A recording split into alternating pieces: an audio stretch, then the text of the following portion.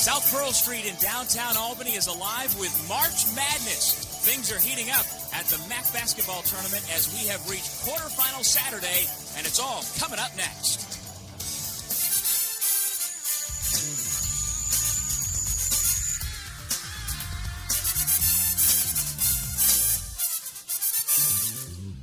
From the Pepsi Arena in downtown Albany, it's the 2004 HSBC MAAC basketball tournament. In the first of our three games tonight, we've got the Rider Broncs with a record of 17-13 against the St. Peter's Peacocks, who are 16-11. And we take a look at the brackets. Yesterday, three terrific games in the first round. Loyola gave Rider a scare. Canisius gave Iona a scare. And then in the nightcap, Siena knocked off Marist to move on to quarterfinal Saturday. And welcome to Albany, everybody. Along with Rob Kennedy, this is Doug Sherman. Glad you could join us for our first game here between a couple of New Jersey rivals who really don't like each other. No, especially when you think how close their games have been the last few times they met. Earlier this season, it was an overtime game. You think back to last year's MAAC tournament, terrific performance by Kiki Clark to get St. Peter's an overtime win. Okay, Rob, what are the keys first for the Rider Broncs to get a win here tonight? Well, they've got to have good shot selection because if you take quick shots, you allow the Peacocks to get out in transition where they are as good as anybody in the MAAC running up and down the floor. And then you've got to guard the three-point line. St. Peter's can spread you out from deep. The keys for St. Peter's, well, it starts with the little man, Kiki. He's not a one-man show, but certainly nobody more important to his team than Kiki Clark. And then when they rebound the basketball, they win games. They've got to scrap and stay in it on the glass. Those keys brought to you by HSBC, the world's local bank. All right, we've got a couple of prolific scoring guards in this game. First, Jerry Johnson. Oh, Jerry Johnson coming off a spectacular performance last night when his team really needed it. They were struggling against Loyola. He stepped up big coming down the stretch, including knocking down two huge three-point shots, part of a 31-point night last night. Meanwhile, Kiki Clark leading the nation in scoring. No, not bad, huh? The little guy plays big, gets by people with his quickness, can finish it inside. He has tremendous range, a three-point specialist, but it's his quickness that makes him so good. We are just moments away from the start of quarterfinal Saturday at the 2004 HSBC MAAC tournament. Rider against St. Peter's will have the opening tip when we come back on the MAAC Television Network. This game is brought to you in part by the Pepsi-Cola Company. It's the Cola. By HSBC, the world's local bank. The New York Lottery, New York Mega Millions, dream bigger. JetBlue Airways, it's not the only way to fly, but it should be. And by FYE for your entertainment. Back in Albany, let's take a look at today's starting lineups brought to you by I Love New York. Show your love for New York State. First for the Broncs, Munoz, Young, Castleberry, Taylor, and Johnson. While on the flip side, for the Peacocks, Sowers, Devenish, Ali, Nichols, and Clark. And let's take a look at the coaching matchup brought to you by Anaconda Sports and The Rock. You see Don Harlem on your left, the head coach of the Rider Broncs, and Bob Leckie is on your right, head coach at his alma mater, St. Peter's College. The Rock, the official basketball of the MAAC. And we are set for action here on quarterfinal Saturday. These two teams fighting for a spot in the semifinals tomorrow night. One team is already in the semis. Manhattan, the number one seed, got the automatic double bye. So we've got three games tonight to decide the other three spots in tomorrow night's semifinals. Always a key against St. Peter's. You have to try to contain Kiki Clark. You're not going to stop him, but you cannot allow him to go off for 30. And St. Peter's on the board first with the pull-up jumper by Jamie Sowers. And Sowers, one of the biggest reasons why this St. Peter's team no longer a one-man show. Sowers with a terrific first year here at St. Peter's after transferring for Wichita State. And he was recognized earlier this week by being named third-team All-Conference. There's Jerry Johnson kicking it out. Munoz, got to guard him from the perimeter on in. He's happy to drive as well, but he misfires. And here comes Devenish on the leak out. SPC on top for Zip. Well, Devenish gives him that senior leadership, talking about Leckie before the game. He said, I want to make sure that I bring Yates off the bench because he and Sowers have been getting into some early foul trouble lately. And he said, we can't afford to have both those guys on the bench at the same time. And Yates has performed extremely well against Rider this season. Taylor with the runner. Well, Taylor, who was very quiet last night with just 4 points in that Loyola game. That final score last night, 75-67. Rider advanced by beating a very game Greyhound squad. In that game, as you mentioned, Jerry Johnson went for 31. And he just took over with his team in trouble down the stretch the last 5 minutes. He put his team on his shoulders and carried them offensively. Kiki Clark stepped out of bounds. And at some point, we got to get a good look at his new kicks. I like the powder blue and white sneakers with the powder blue socks and the headband. He's got a good look going here tonight. There's Jerry Johnson, right to the hole. Now you got to stop Johnson. Instead, the defender backed off. Johnson able to finish in transition. We're even at 4 early here in our first quarterfinal in Albany. See Taylor right up on Clark as soon as he touches the basketball. Bob Leckie trying to get a hand check, finally does. So Taylor picks up the personal foul. Oh, the sneakers, what do you think about that? Well, you got to like the look. I mean, when you're as good a player and you score it at 27 points per game, you can wear headbands, wristbands, leg bands, doesn't matter. Well, you know, he plays with such a flair and with a style. They are drawing more and more fans to their games in Jersey City, and certainly when you score 27 a game at only 5'9", you're going to draw some attention. Absolutely, and obviously winning helps as well. But they got big crowds late in the season in Jersey City. Here is Sowers, firing from 3. Lawrence Young, as a Skywalker, goes up and gets the rebound. Johnson uses the screen from Castleberry, and he hits the 2-pointer. Well, Johnson was quiet early on last night, not so here this evening, getting off to the quick start. He's a junior from Lancaster, Pennsylvania. Each of the last 2 years, he's been a first-team all-conference performer, as was that gentleman, Kiki Clark, with his first bucket. And Clark gets the open look to the lane because of the screen off by Amir Ali to get him the open lane. Here is Steve Castleberry, a 7-footer in the middle for the Rider Bronx. Johnson. They swing it back out front to Lawrence Young. Way off the mark. Devenish tips to himself, but there's Munoz, Mr. Hustle for Rider. And Johnson off the mark short. And we've got a rebounding foul against Lawrence Young. Rebounding stat, a very telling stat for St. Peter's. When they out-rebound their opponent, they're 9-1. In their 11 losses, they've gotten out-rebounded by an average of 10.3 boards per game.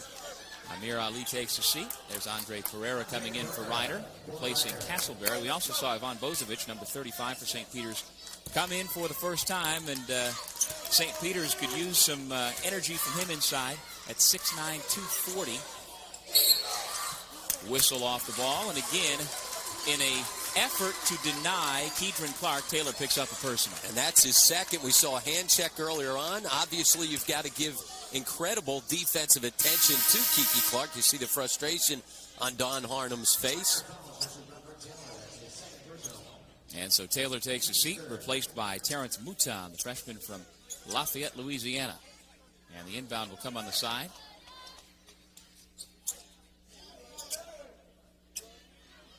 Regis Devenish will inbound. He is the senior captain from Houston, Texas. And like you said, he is not so much of a scorer or a rebounder, just kind of a do-everything guy, while Kiki Clark is the one assigned to fill up the stat sheet.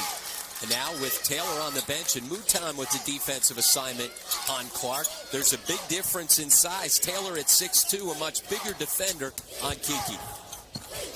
Here's Nichols, connects from 3. The 2004 MAAC Rookie of the Year connects on his first field goal attempt. It's 9-6. St. Peter's on top. And that's why he was the Rookie of the Year. His three-point shooting ability, a terrific backcourt compliment to Clark. Johnson, Munoz, Pereira, Mouton, and Young on the floor. Very small lineup for Rider. It was this small lineup, though, with Castleberry on the bench that was able to get them back into the game and finally get them the lead coming down the stretch last night against Loyola. Johnson cross court. Mouton gets the defender in the air with the shot clock winding down, shoots an air ball, and here comes Devenish again, but playing defensive back is Johnson. His interception leads to Lawrence Young being called for the offensive foul. Oh, he traveled first, got away with it, but still picked up the turnover with the charge. And that brings us to our first official timeout on quarterfinal Saturday. Shane Nichols and the St. Peter's Peacocks looking to make it to the semis here on the MAAC Television Network. Engaging the mind and uplifting the spirit.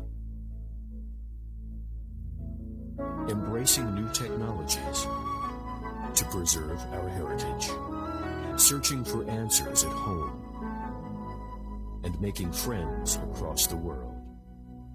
Marist College, a community of learning, a commitment to excellence. HSBC is proud to sponsor the, yes, applaud, the HSBC Family Section. HSBC salutes the MAAC and today's families in attendance, and lots of folks have made the trip up from Jersey City, as you can see. HSBC, the world's local bank, and it's been several years since the Peacocks fans have had reason to think they could have an extended stay at the MAAC tournament. And this year they are thinking big, and for good reason. St. Peter's comes in as the number 4 seed after having gone 12-6 during the regular year. And Ryder forces a turnover with the half-court trap and then able to convert at the other end with the finish by Muñez. Nice look by Mouton to pick up the assist. It's back to a 1-point game. 9-8 St. Peter's. And they stay up in the full-court pressure. Bozovic doesn't even look at the basket. Instead pulls it back out. There's Keidron Clark. That's well within his range, but he came up short. Nice job by Nichols to close out. And St. Peter's gets a fresh 35. And that's within his range, too, right there at the end of the Pepsi logo at midcourt. You can step it back. At his size, to be able to knock down shots, you've got to have that type of range. He's got to get separation from defenders. Bozovic misses on the jump hook. And Ryder with a chance to retake the lead. Muñez and Sowers battling inside, as are Johnson and the big guy. And that is Paul Johnson off the bench. No relation to Jerry Johnson. Bozovic out guarding on the perimeter. Now with the shot clock at 10. I'm guessing the one finger up is Jerry Johnson going to go one-on-one. Off to Mouton, though, and his runner is good with the shot clock at 2. Well, tough finish in the lane again with the shot clock winding down. 1-4, flatten it out, let Johnson make a play. Mouton, who gave a good scoring, knocking down 10 last night. Giving him a good scoring punch here early as well. John Harnum said they'd mix up defenses to try to keep Kiki off stride, showing zone, and Nichols makes some pay. Well, there was contact on the release. Nichols wanted the foul call, but nothing doing. Didn't hamper his shot, though. He's got 6 points. St. Peter's back on top, 12-10. 13:40 to go first half. Johnson works on Nichols, frees himself with the crossover, but can't get the roll. There's Muñez on the putback. Well, Muñez working it inside, but how about that crossover by Johnson? Talk about breaking ankles. So quick with the ball. Now, this is going to be as good a matchup of scoring lead guards as you're going to see in the MAAC. Armel Minion and Steve Castleberry in for Ryder.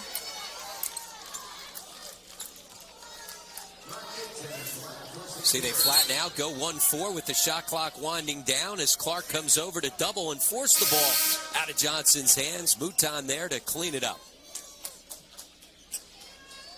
Now the officials will confer over at the scorer's table.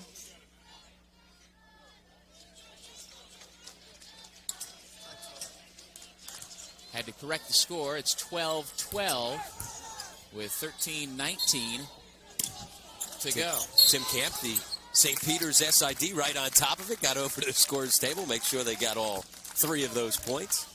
Well, that's important. That's why you've got official scores sitting right next to the bench. And usually it's the sports information director from each school. And they keep the running tally to make sure nothing is missed. Jerry Johnson dribbled it out of bounds. And so the Peacocks get the ball back. Unforced error by Johnson. There's Don Harnum in his 7th year as head coach of the Ryder Broncs after having been an assistant coach in Lawrenceville, New Jersey.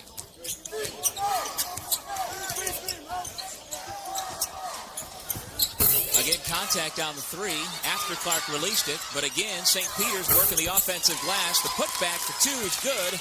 Ron Yates with his first 2 here this evening. On their first game against Ryder, he had a game-high 17 boards. One of the reasons why they were able to win in Lawrenceville in overtime. You know, that 17 rebounds is the most for a St. Peter's player, Rob, since 1999. Anytime it's a stat where you're saying 19 at the beginning of the last time it happened, it's been a while. 5 years ago. Johnson in with the big boys. But is he strong? Amir Ali gets the rebound. Kind of letting them play so far here in the early going. 12:25 to go first half. That's a three-point jumper once again. Well, Clark can't get on track from beyond the three-point line, but Nichols has been able to. And again, that scoring compliment in the backcourt for Clark, so important for the Peacocks. Well, Nichols won MAAC Rookie of the Week 5 times this year, so it was no surprise when he won the Rookie of the Year award. There's a reach-in foul on the drive to the basket.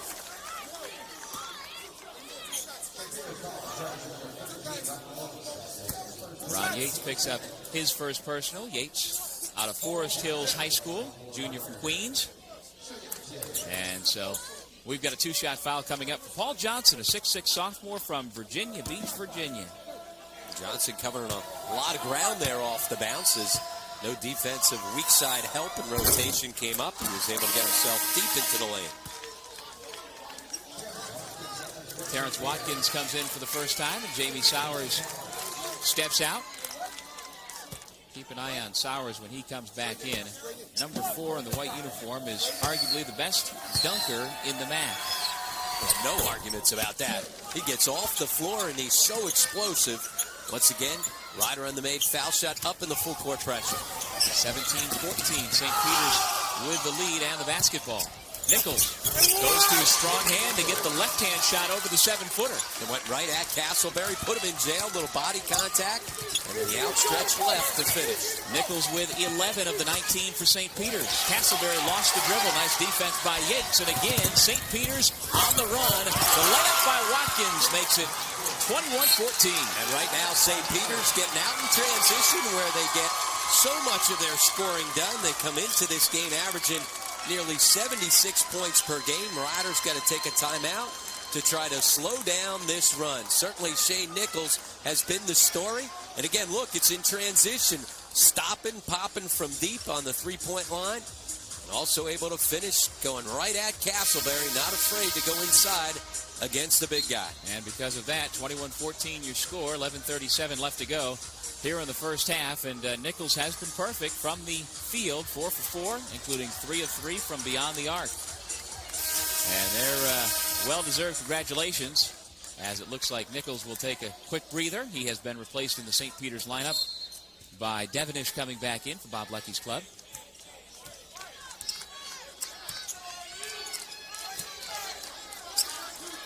St. Peter's showing zone, first time we've seen them in zone this evening. I'm going to say Ryder has yet to knock down an outside shot, and that is something Don Harnum's club is pretty good at, especially the man with the basketball in his hands, Jerry Johnson. That ball was kicked, so they reset the shot clock, and Ryder will keep possession when we come back to the Pepsi Arena in Albany, the first of our 3 quarterfinal games. St. Peter's with a 7-point lead on the MAAC television network.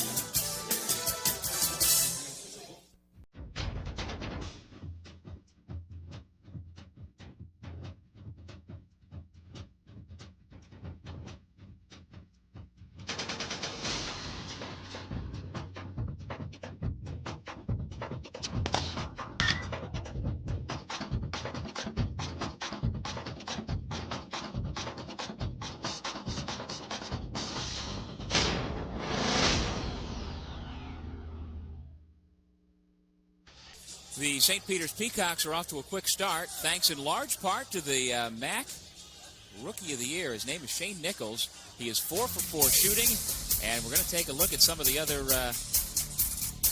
abilities of Shane Nichols. He has been fantastic, and like you said, Rob, he has been the perfect complement in the St. Peter's backcourt to Kiki Clark. He is our Men's Rookie of the Year, brought to you by HSBC.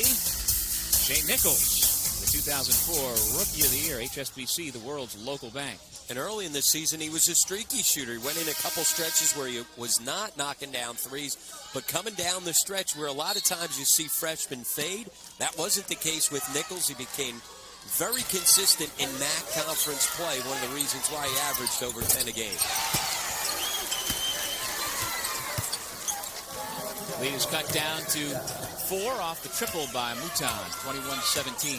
First 3 for the Bronx here so far tonight.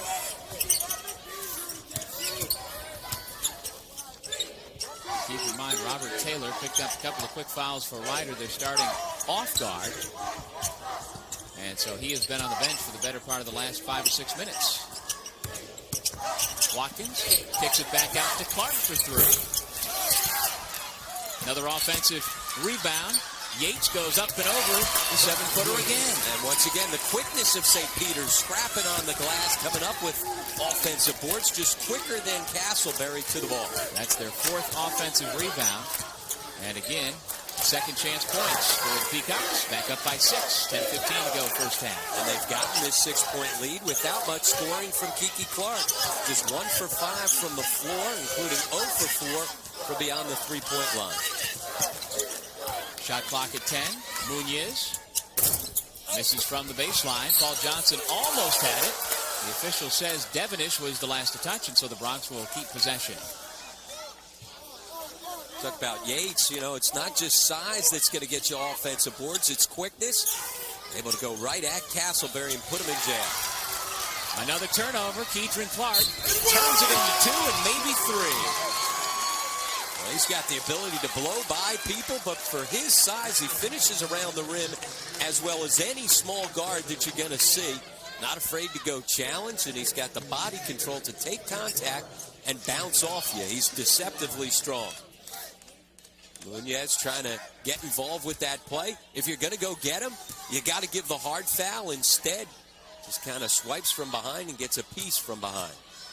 Keidron Clark, who has led St. Peter's in scoring in each of the last 23 games, now has 5. And the St. Peter's lead is up to 9. Bob Lecky's club off to a good start in this first quarterfinal.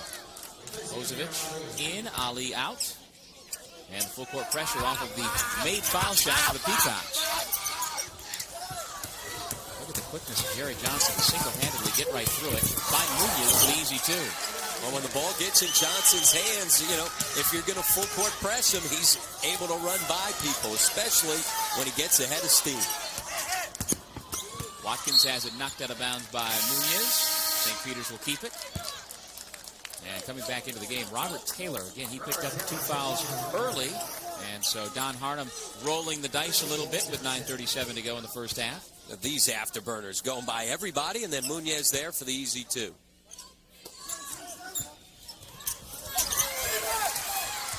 Here comes Johnson again with numbers. It's a 5-on-1, and Bozovic clotheslines him.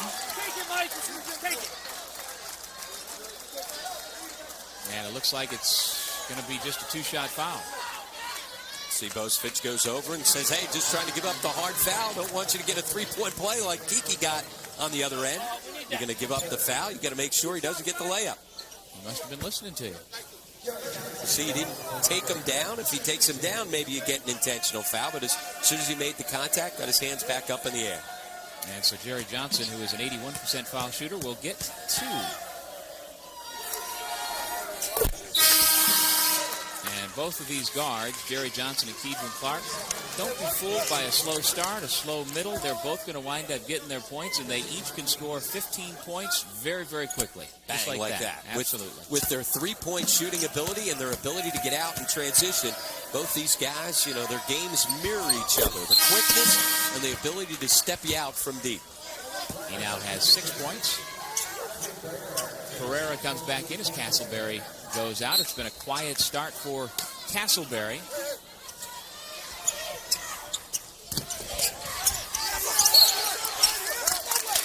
There's a turnover forced by Jerry Johnson. The Bronx get it back.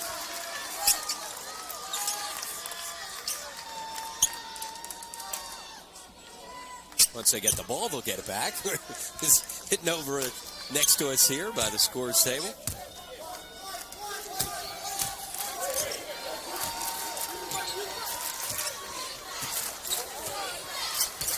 Again, a very small lineup out there for Ryder. Munoz is the tallest at 6'7". Box him one right there. Trying to keep the ball out of Johnson's hands. Ryder not able to recognize the defensive change. Never got into anything. Devenish shooting it with confidence. Munoz, though, clears the rebound. Taylor's leaking out up ahead, but Johnson keeps it himself, and he's rejected from behind by Sowers. Whew. Talk about ups. Lots of contact on that one, no call. The three is off the mark by Devenish. End-to-end action between these two Garden State rivals.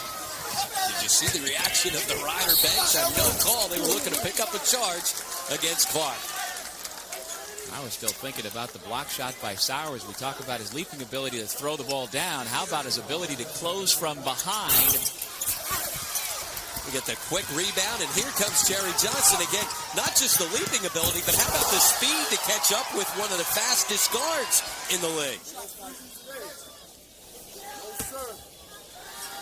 At the line, Taylor out of St. John Newman High School in Philadelphia.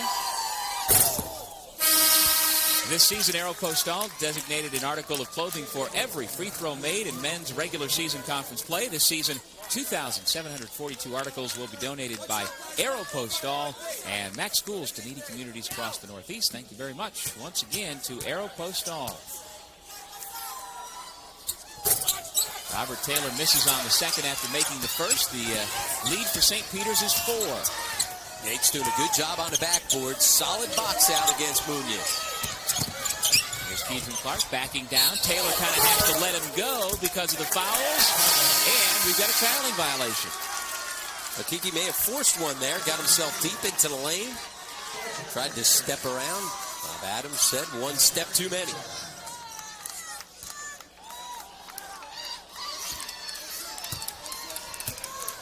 We are at the Pepsi Arena in Albany for the first of our second-round games.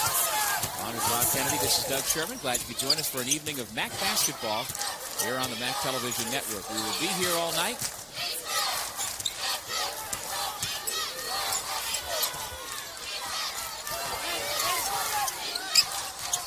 Into Pereira. Looks for a cutter. Now goes to work all by himself. Rebounding foul. And Pereira bringing his usual energy, effort, and intensity. Absolutely. Brought it last night, and that was a big key as they were sluggish and got themselves down against Loyola, and Pereira gave them energy off the bench. Jamie Sowers, the transfer from Wichita State, shocking Johnson from behind, hitting it against the glass. You're watching the MAAC Television Network. Decent crowd here in Albany to see the first of our 3 games here this evening of the 2004 HSBC MAAC tournament. Earlier this week, we saw that Juan Mendez, Rob Thompson, Jerry Johnson, Kiki Clark, and Luis Flores were first-team All-Stars. And then on Friday afternoon, yesterday, Luis Flores found out that for the second year in a row, he is the Pepsi Player of the Year in the Metro Atlantic Athletic Conference. And so he becomes the only player, along with Lionel Simmons of LaSalle back in the late 80s and early 90s, to win consecutive Player of the Year awards. Meanwhile, as you saw, we're watching 2 first-team All-League performers, Johnson and Clark. Here's Jamie Sowers. Spins toward the baseline, and he connects. Very smooth move by Jamie Sowers. Kiki's teammates right now continue to shoot it lights out. Johnson backing away from the double team.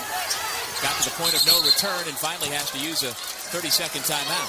Literally the point of no return as he got himself back out to the half-court line, back dribbling, trying to create some space.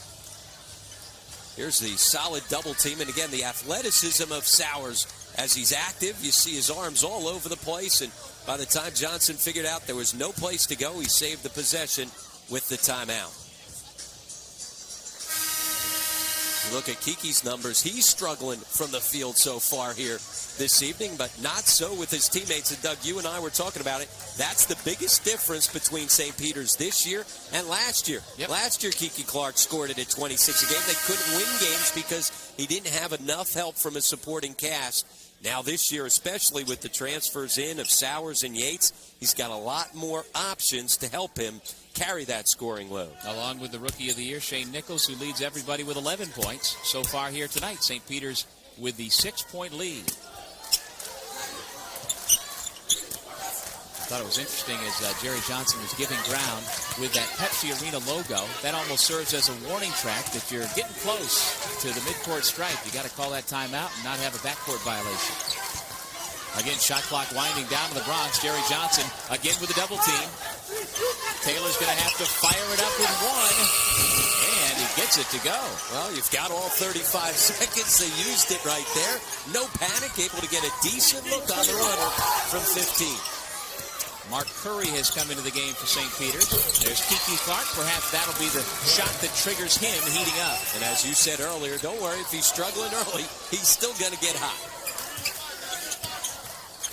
That's 7 points for Kiki Clark. The lead is back to 6. There's Jerry Johnson off the dribble right around Nichols, who recovered well enough to block the shot out of bounds. And you see Johnson getting up a little bit slowly from having taken a shot to the head. You say, wait a second, you give Kiki every one of those calls as he gets himself deep into the lane. Oh, there it was. It was the Curry the coming hit over of with Curry. a body block there. Somehow, Johnson trying to figure out how he's not 15 feet away. Curry is 6'5", 260 pounds, and he came flying in, and you can see how Johnson would be holding his head. Shot clock at 13. Johnson. What a move to free himself. Munoz clean it up once again, so Ryder does a little work on the offensive glass. Oh, second time Munoz has picked up a miss from Jerry Johnson off to a great move to create space. Munoz very active on the offensive glass here tonight. Would you want to be isolated as a defender, one-on-one, trying to guard Jerry Johnson? Are you kidding me? Not a chance. Look at that step back.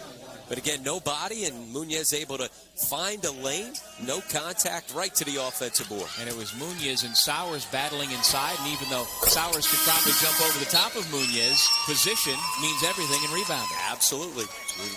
Think of some of the great rebounders, a guy like Paul Silas. That's all he did. He didn't out-jump anybody. He just out-positioned them.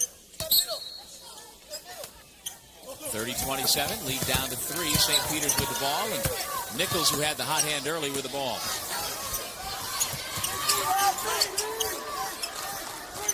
Here is Nichols. Clark with the pull-up. Young back into the game, clears the rebound for Ryder. A couple of through-the-legs moves and the foul on the penetration before the shot. And that's the 7th team foul, and so Johnson will shoot a 1-and-1. Tough to handle, huh? When he's got the basketball and a head of steam out in the middle of the floor. Giving you head fakes, elbow fakes, arm fakes, start and stop, crossover through the legs twice. And he earns the trip to the stripe. And that's the key. Change of pace. Yeah. He does a very good job of backing people up, standing the defense up, and then bang, he's right by you. It's like a fastball pitcher. If you don't change speeds and change directions, guys are going to sit on it. Same thing defensively. If you're the quickest guy on the floor, but you don't change direction and don't change speed, people can guard you. Johnson was the Rookie of the Year in the league a couple of years ago, and he's only gotten better. He's got 7 so far here tonight. In our guard watch, both he and Kiki Clark have 7 points apiece. Pereira goes out, and you and I were talking beforehand while we were doing some pregame prep that we thought, again, this would be a competitive game right down to the finish, and quite likely whichever one of those two guys made more shots down the stretch, that team would win. Because both guys have the ability to just put the team on their back and carry them offensively. Early in games, both guys seem to defer to teammates, trying to get other people involved, but then with the game on the line, they'll step up and try and carry the scoring load. Curry blocked the shot of Johnson, who wanted the foul call. Instead, it's another 3-on-1 fast break. Clark with the circus shot. They'll go to the line for 2. St. Peter's continues to get out in transition and find itself in good scoring opportunities. And that's where they get a lot of their work done. Bob Leckie said, I don't think any team in the conference really wants to run with us. As you see Young give up the hard foul to make sure that it's not a 3-point foul shooting attempt for Kiki Clark.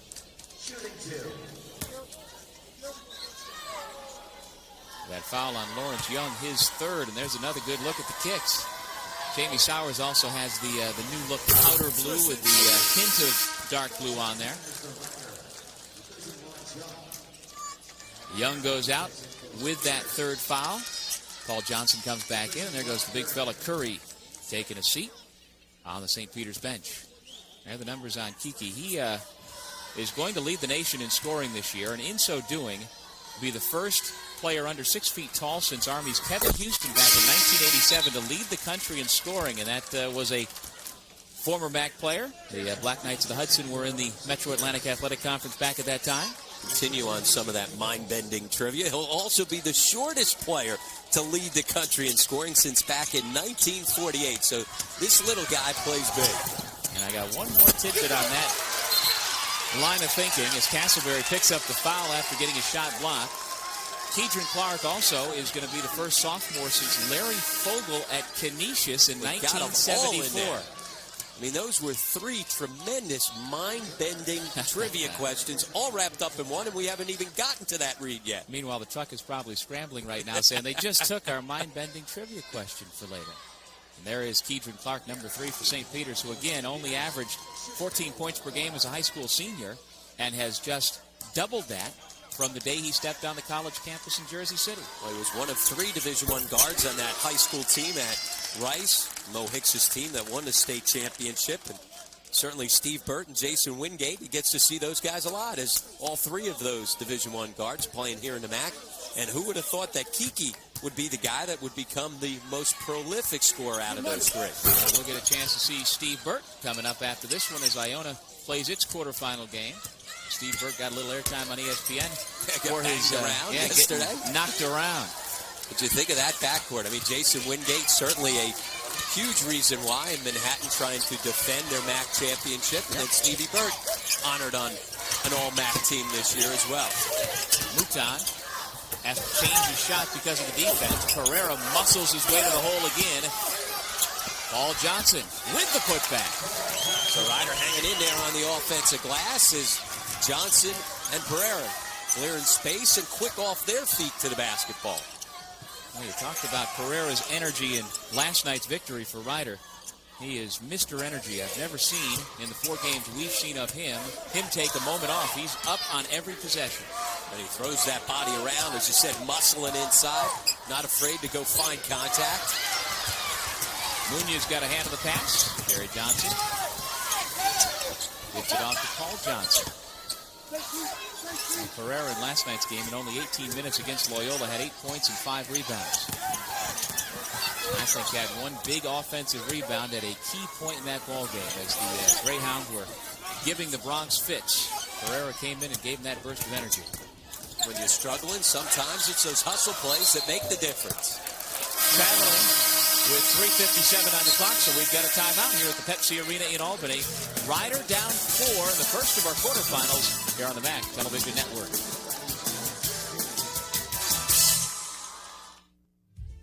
This game is brought to you in part by Broadway Marketing Mind-Bending Solutions.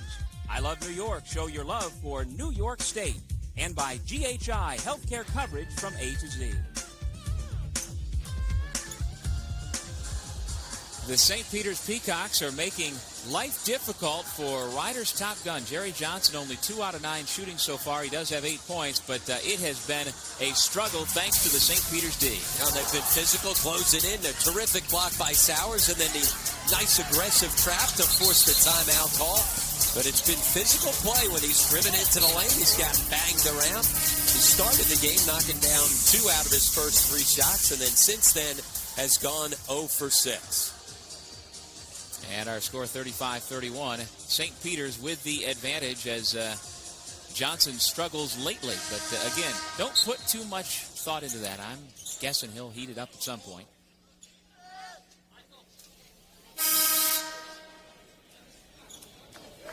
There's a look at Rafael Martinez, 6'4" senior from Santiago in the Dominican Republic. Just checked into the game for St. Peter's.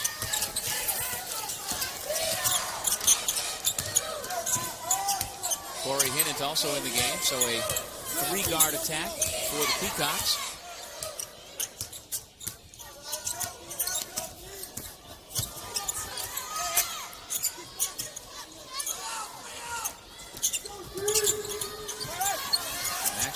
4 of these perimeter players. All 4 are very good at shooting the 3. Shot clock down as Hinnant steps inside the line to hit it too, but between Hinnant, Martinez, Nichols, and Clark, all 4, you've got to go out and guard. Well, you got to stretch out and guard on the perimeter. They can also put the ball to the floor and get by you, so they give you a different look and force you to match up defensively on the perimeter with it. St. Peter's biggest lead was 26-17. They have maintained an advantage for the better part of this first half. We're under 3 minutes to go until the intermission. Armel Minion swing it to the corner and a wide open look. Nothing but net for Paul Johnson, who has provided a tremendous boost off the bench here tonight. Now the extra pass, ball reversal, swinging it right around the horn. Jerry Johnson not forcing it, instead finding Paul Johnson for the open 3. Nichols, who has had the hot hand, misses badly there. Ryder down just 3, gives it back. Jerry Johnson turns it over, and here come numbers again for the Peacocks. Kiki with the spin. Oh, tough move in the lane. Able to spin, ward off the defense as Johnson went down to the floor, able to finish off the glass, and after the slow start, he's back up in double figures. 10 points for Clark. It's back to a 5-point lead. Ryder had the ball down 3 with a chance to tie. Instead, turned it over. And St. Peter's shooting extremely well, as you see. Munoz inside for 2. Even though the net was hung up and stuck there, it didn't bother it. Munoz able to get the score inside.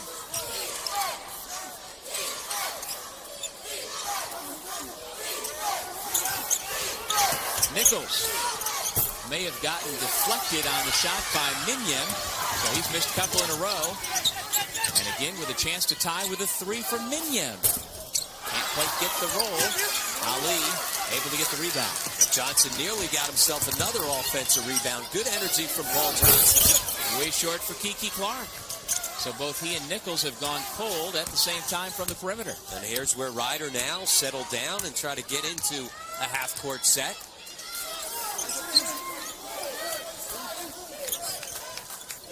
.10 to go here in the first half.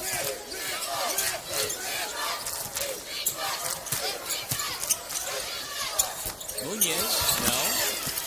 Edrin Clark down, digging out a rebound. Going coast to coast.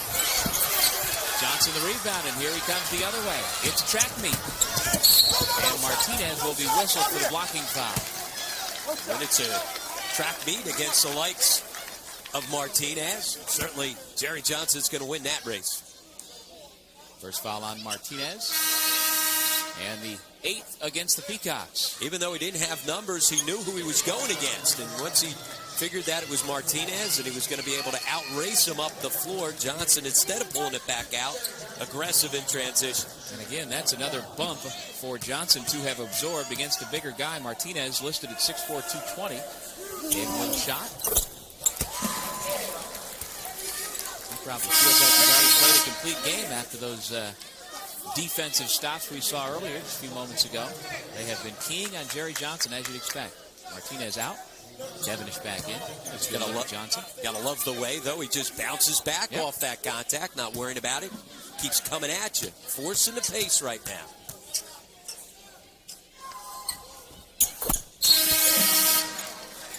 Nine points for Johnson. Ryder has pulled within 1. Minyem is out of the game. Pereira, Mouton, the 2 Johnsons, and Munoz out there applying full court pressure for Rider University. Hinnant from the corner. Sowers got away with a push-off. And they'll pull it back out. But Jerry Johnson got away with the push-off a couple possessions ago to come up with the defensive rebound against Ali, so they negate each other. And they have been letting them play. The officials, by and large, have, short of a full-body tackle, have been letting it go both ways. There's Bob Leckie with the time on the floor. His team holding on to a 1-point lead. Off the miss. Watch from the weak side. Sowers. He, like I said, can out-jump Munoz, whether he's got his hands on his back or not. A little shove there, but the leaping ability of Sowers able to go up and corral rebounds. Sowers is one of the guys who has transferred back home. He's from Newark and Jersey City, not far away. In his junior season, after spending a couple of years at Wichita State. These two schools recruit against each other. campuses are, what would you say, about an hour apart? About an hour apart as you head down the turnpike out of Jersey City down towards Lawrenceville. Lawrenceville just outside of Trenton. For those who are not familiar with Central New Jersey, the MAAC tournament was there last year. We spent plenty of time in the Trenton-Lawrenceville area last year.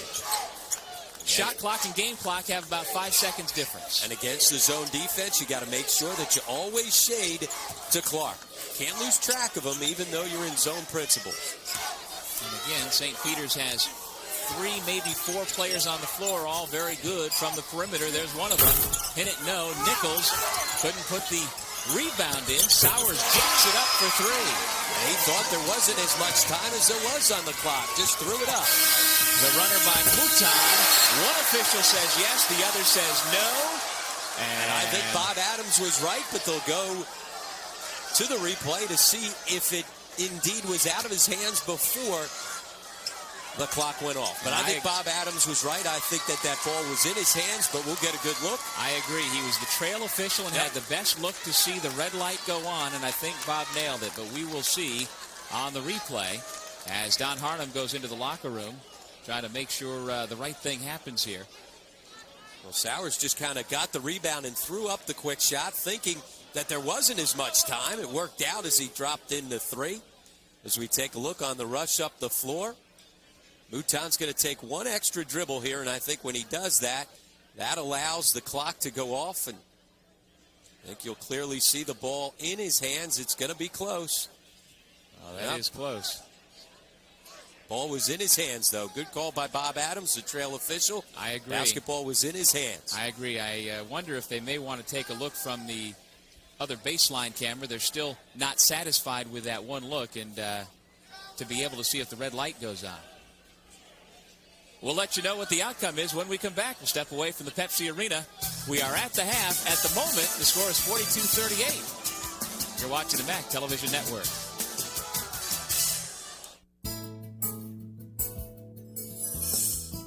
Family. It's what the MAAC and Special Olympics are all about. Working together to overcome obstacles, braving new challenges, achieving goals, and exceeding expectations. The MAAC and Special Olympics, teammates promoting the true spirit of competition.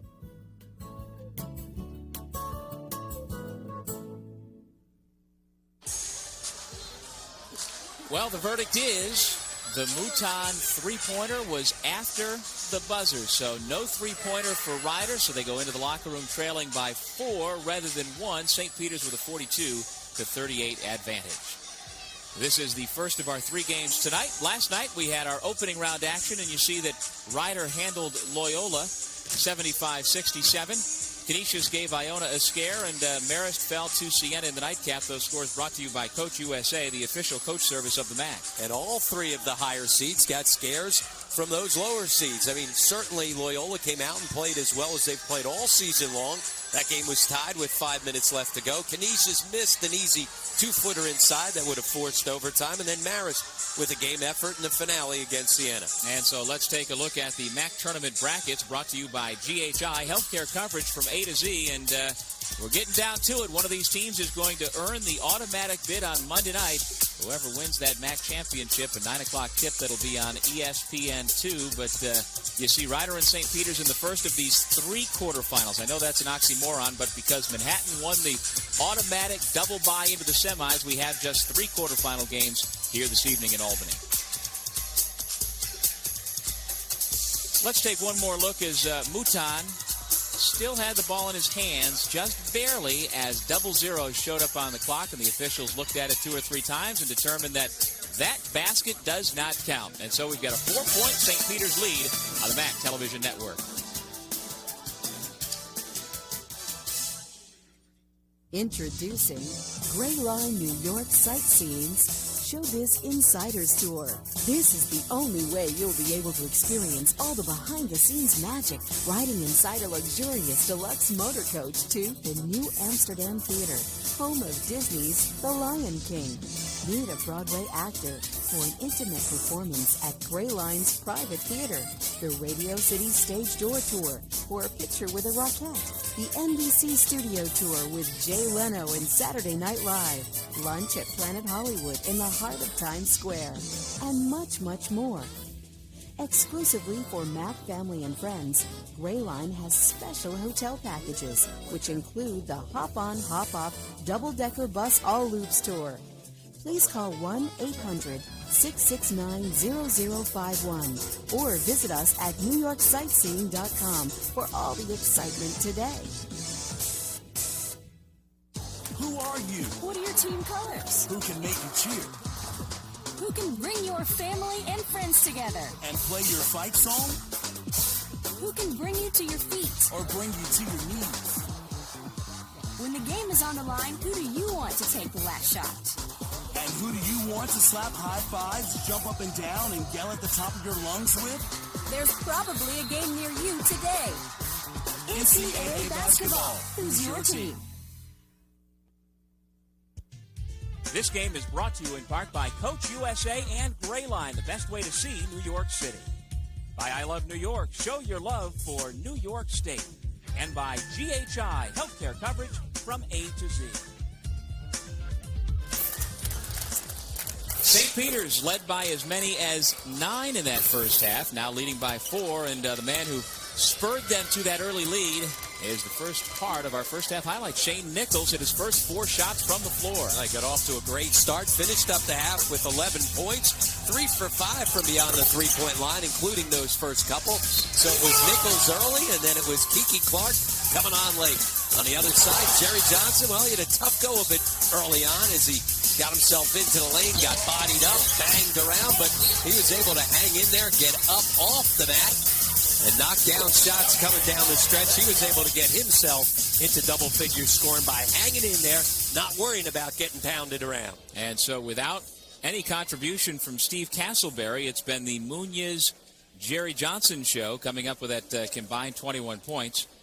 Meanwhile, on the flip side, 11 points apiece for Keidron Clark and Shane Nichols, that backcourt we've talked so much about for the Peacocks. Well, both duo tandems getting things done on the offense. You mentioned Castleberry, a non-factor in that first half. That was something that Don Harnum was concerned about coming in. He said, look, if Castleberry can score, then I can keep him out on the floor. But if he doesn't score, with the quickness of St. Peter's and their ability to go to a smaller lineup with 4 quick perimeter players, he said, I may not be able to get a whole lot of time for Castleberry because of those matchup problems. And the other problem with Castleberry is that while he averages 11 points and 7 rebounds per game, he should be able to provide a bigger defensive presence. And we saw 2 different occasions early where St. Peter's went right up and over him. And so he starts the second half on the bench with Pereira, who was much more active both last night and so far tonight in that starting 5. Well, what's happening is it's the quickness of St. Peter's that have negated his size. They've just been quicker to the basketball. Sowers picks up the foul as he and Munoz get tangled up inside. That's his first foul. Nobody for St. Peter's in any sort of foul trouble at this point. Bozovic and Yates each have 2. For Ryder, Lawrence Young has 3, and Robert Taylor, who picked up 2 early ones, still has just the 2 personal fouls. As you see, the Bronx were cold from the field late in the half. Still, they were able to close to within 4. Also, Terrence Mouton in the starting unit here in the second half, with Lawrence Young having the foul trouble and struggling in the first half as well. Johnson hits the 3. A simple jab step to get Clark off of him and create space. We've seen him create space with his dribble moves and backing people up. That time just out of a jab series. Well, he had his career high right here on this floor 2 years ago in the MAAC tournament in 2002. Sowers with the turnaround. A simple entry into Sowers, and once again, able to turn and get it off the glass. Jumps over top of Munoz. It's back to a 3-point game, 44-41. St. Peter's on top. Ryder with the basketball. Mouton from 22. Nothing but net. A good solid screen out top by Pereira. Using that big body to get Mouton an open look. Right back at you. 3 for the Peacocks, and Nichols once again makes it a 3-point game. And a key right back at you. Rushing the ball up the floor, trying to get in transition. Nichols has hit a couple of his threes in transition. There's a foul on the drive. It goes against Nichols. And that's his first personal foul, a non-shooting foul. And so Ryder will have it on the out of bounds. Bozovic replaces Ali.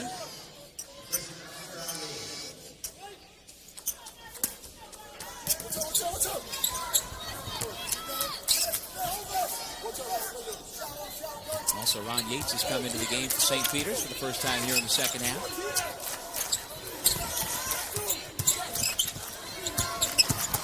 Taylor hangs in the lane but missed it. Bozovic clears the rebound and hands off to Keevan Clark, the leading scorer in the country.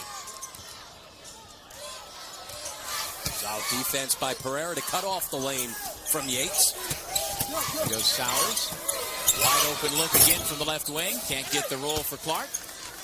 One and done. Here comes Ryder back the other way, down 3. Freshman mistake by Mouton, though, to help off of Clark. A finger roll. Back to a one-point game. Johnson now has 15 points. And he just keeps coming at you. In transition, getting himself into the lane. Even though it's not a true fast break situation, on the delayed break, he's gotten good looks. Bozovic from the high post. Back to Bozovic, who goes right to the basket and lays it in. Bozovic, who has missed the last 4 games, stepping in, gave him some good minutes in that first half. Not so much with his scoring, but his physical presence. Missed the last 4 games with a leg injury and was able to play 5 minutes in that first half. And like you say, provide a physical presence that St. Peter's could use. The Peacocks didn't particularly finish the regular season strong, having lost 4 out of the last 6. Pereira is fouled by Sowers.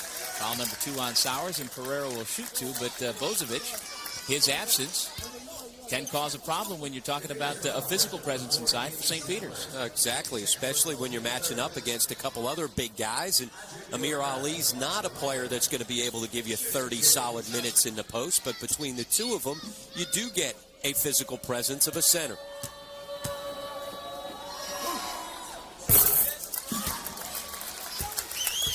Now, these two teams during the regular season, as we said, played a couple of hard-fought games. And Ryder won, or rather got swept in the 2 of them. St. Peter's won them both in overtime, 77-69. That was in Lawrenceville. And then St. Peter's beat the Bronx in the regular season finale last weekend, 72-67, despite shooting only 32%. And in both those games, no lead was safe. The first game, it was St. Peter's that got out to the big lead, and then Ryder made a furious comeback to force overtime before losing. And in the second game, Ryder was up by 13 with 7 minutes left to go in the game, and then let it slip away. They didn't hit their free throws. Yep. Ryder in that game, only 17 out of 32. Knocked out of bounds by Yates. Ryder will keep possession. They also could not make a three-point shot in that last game. And St. Peter's beat Don Harnum's club, and Kiki got his points. He was only 5 of 19 shooting, but still he got his 28 points by getting to the line and hitting a few threes. Bronx were just 2 of 19 from beyond the three-point line, so shooting it much better here this evening. Mouton forcing the pass. Sowers comes up with it for St. Peter's.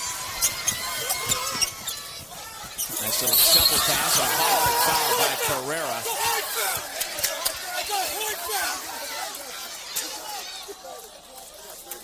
And being helped up by his teammates is Yates, who will gather himself and shoot 2 foul shots. Sowers got himself into the lane, dumps it off to Yates. Tough, hard foul from behind. Another look at it. Pereira takes him down with the hard foul. Don Harnum not happy with the fact that it was called an intentional foul. They did not make the initial signal, so we weren't positive whether or not it was going to be an intentional foul. Not until they ushered everybody away from the lane was it apparent that the intentional foul was called. And you saw Don Harnum saying, hey, Bozovic gave the same exact foul, and it was not an intentional foul, and that's what he was looking for. Yates, though, unable to capitalize. He misses them both. But the Peacocks will keep possession. There's a look at Pereira. A Brazilian playing college basketball in central New Jersey. There's Nichols. Got himself free on the inbound and then missed the layup. 4 minutes gone here in the second half. The winner of this game moves on to the MAAC semifinals tomorrow night here at the Pepsi Arena in Albany.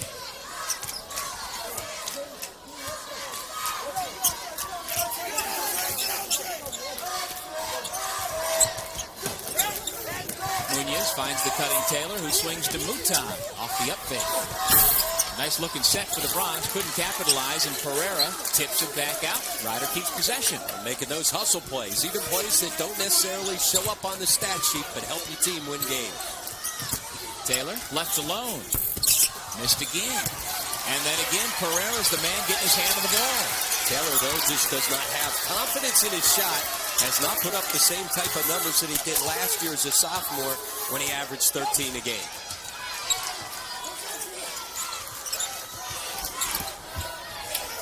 Ryder has had possession of the basketball for what seems like 2 minutes. Here's Pereira. Over Bozovic now. Can he get another opportunity? Mouton scrapping for it, and they're tied up. Yates and Pereira. Here's the Broadway Marketing mind-bending trivia question, and no, it wasn't about Kiki Clark. 3 current men's coaches are among the top 15 in MAAC history in winning percentage. Who are they?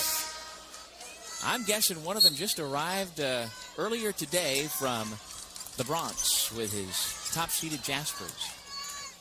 The Manhattan Jaspers, the number 1 seed, so they get the double bye into tomorrow night's semifinals, and so they've taken advantage of the opportunity to spend some more time back on campus.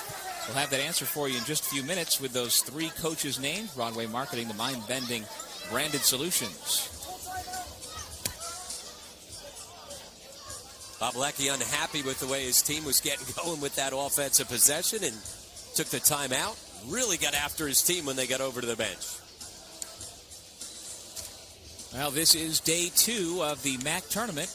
And this look at the upcoming telecast is brought to you by JetBlue Airways. It's not the only way to fly, but it should be. And coming up next, a much-anticipated matchup between the resurgent Iona Gales and the Niagara Purple Eagles, and that'll be followed by the finale of our triple header, Siena and Fairfield.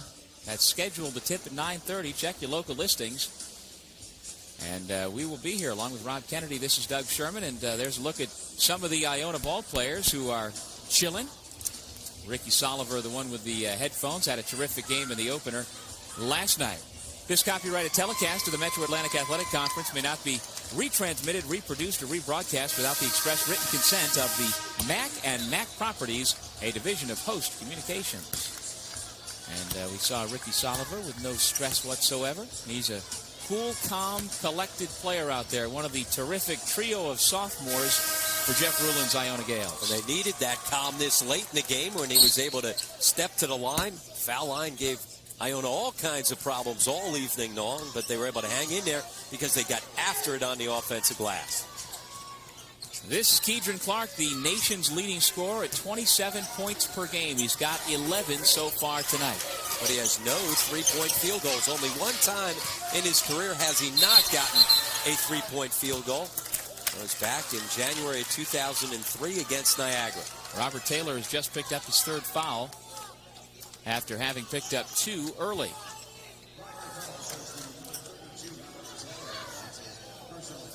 That's just the 2nd on Ryder here in the second half. The Bronx have been hanging around. They led 10-9 early.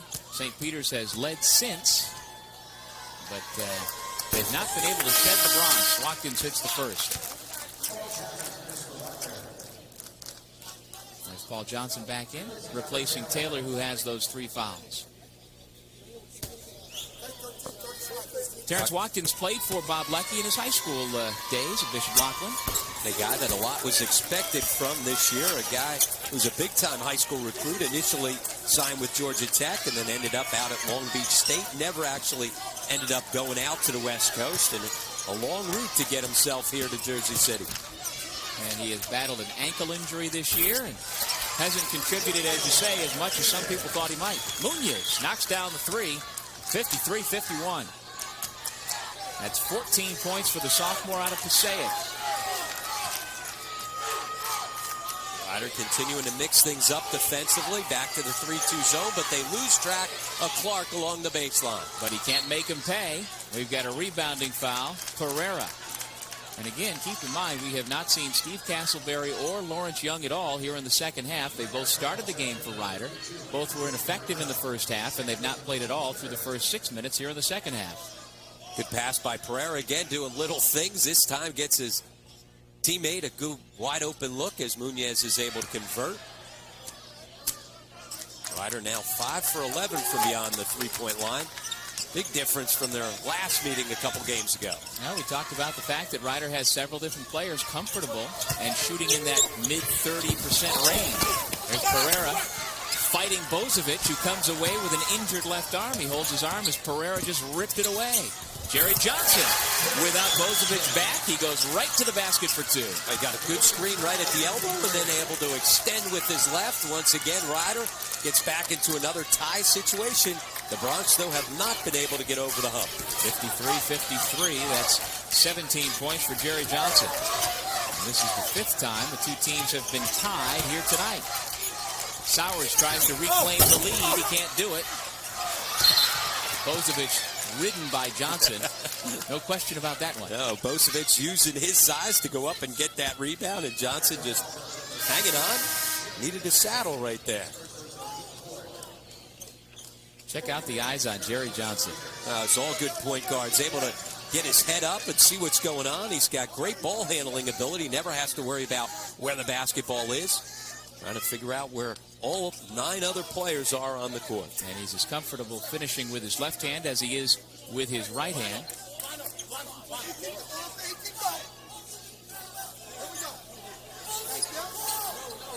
Bob Leckie unhappy about something over on the sidelines. Had a long conversation going there with the officials. Sowers trying to go one-on-one with Munoz, who was talking to him the whole way. Munoz was saying, you got no shot. Bozovic crashing the boards again. Well, we saw Pereira come up with a couple offensive rebounds to give him an extended possession. Bozovic doing the same at this end. Pin it. Sowers. A lot of contact again. It goes out of bounds. And it is Ryder possession. Bozovic coming off the bench. We said he'd give him a physical presence. He's also given him energy off the offensive glass. Mixing things up, and that's why Bob Leckie was upset. Looked like Johnson knocked the basketball out of bounds.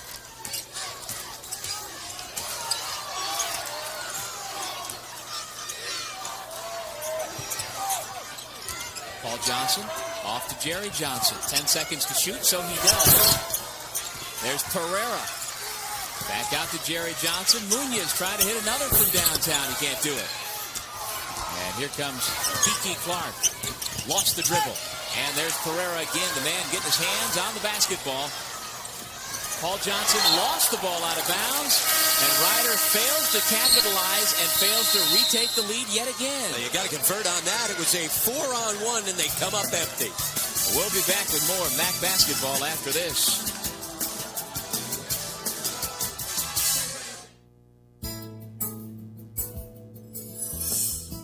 Family. It's what the MAAC and Special Olympics are all about. Working together to overcome obstacles, braving new challenges, achieving goals, and exceeding expectations.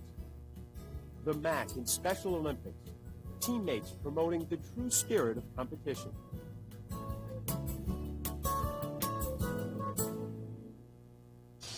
Is there static electricity in the Pepsi Arena? We've got mind-bending solutions and hair-raising answers. I love that hair. That's a good look. There's Dad. Proud Papa Look what I holding him got. up. They're also up on the Jumbotron here at the Pepsi. Seen a pretty good ball game, tied at 53, and this gives us an opportunity to revisit our mind-bending Broadway marketing trivia question. 3 current men's coaches among the top 15 all-time in MAAC history in winning percentage. They are Bobby Gonzalez, Joe Mihalik, and Jeff Ruland. And not surprisingly, all 3 of those coaches still alive here in the MAAC tournament. And we'll see two of them going head-to-head in our next game as Iona takes on Niagara in what should be another entertaining battle. And again, the answer to our Broadway marketing trivia question, Broadway Marketing, mind-bending branded solutions. And Jamie Sowers attacking the glass, got away with a travel. But because he's forcing the action, he's got an opportunity to go get two from the line. Sowers has 9 points. The average is just over 10 per game. And he had a tremendous finish to the season. I don't think anybody was expecting him to be on the third-team All-Star squad back in early January, but he had back-to-back games on the Western New York trip to Canisius and Niagara, where he dropped 21 points on each, raised his scoring average up double figures, top 10 in rebounding in the conference, and really provided some good energy, and as you say, a great complementary player this year to help Kiki Clark turn this program around. Oh, gave him energy and top 10 in the conference as well in block shots. We saw the incredible block earlier against Johnson, but his athleticism certainly gives you a different look for the Peacocks. Armel Minion has checked back into the game for Ryder. Still Castleberry and Young. Nailed to the bench for Ryder. Luton forced it. Instead, he had Minion open on the wing, trying to thread the needle.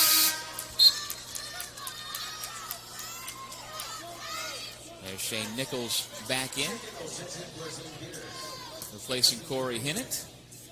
Nichols, you'll remember, had 11 points before pretty much everybody else showed up. He hit 3 3-pointers right out of the gate, and St. Peter's has enjoyed the lead pretty much from the beginning.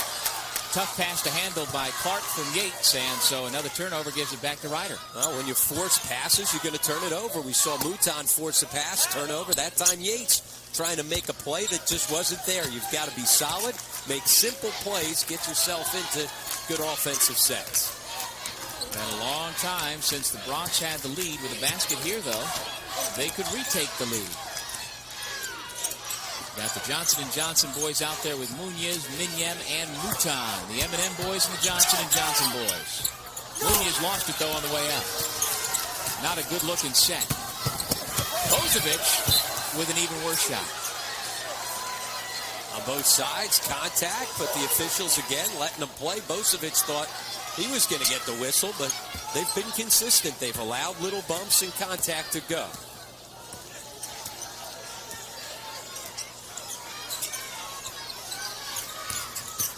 Paul Johnson with a jump step to the left hand, and what do you know? The Ryder Bronx take the lead, 55-54. Johnson able to skate by the defense, land 2 feet onto the ground, and finish strong.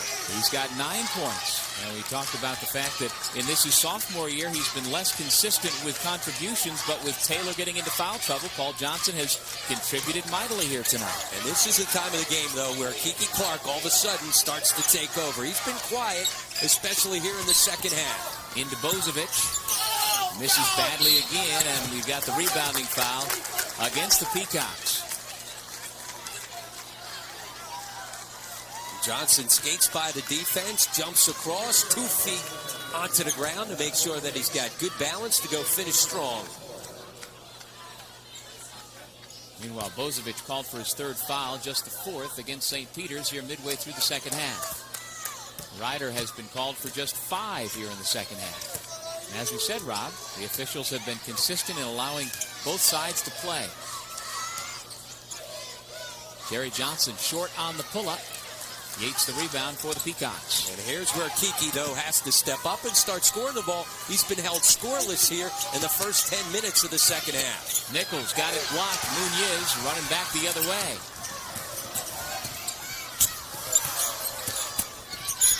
Open, Mouton for 3. Minion clears the rebound for the Bronx. Well, Minion and Pereira have given him good energy off the bench. One of the reasons why Castleberry and Young remain on the bench. Jerry Johnson driving on Yates. Nice feed to Minion for 2. And Jerry Johnson making things happen by getting by people. That initial quick first step to get deep into the lane. And Bob Lecky's team right now stuck in an offensive quicksand's got to call timeout to try and get something going. Somehow, Kiki Clark, the nation's leading scorer, has to become a little more aggressive at the offensive end.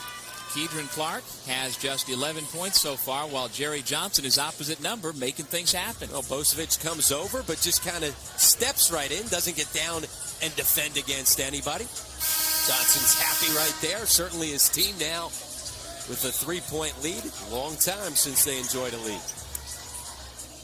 And this is the biggest lead of the game for Ryder at 3. Don Harnum's club trying to make it into the semifinals and trying to ride his junior guard to new heights. And if they were able to do that, that would be the first time in Ryder history that they would be able to advance beyond the quarterfinals. Kiki Clark, 0 for 3 from the field here in the second half. That's not enough field goal attempts for the young superstar. He's got to get things going, be aggressive with the ball.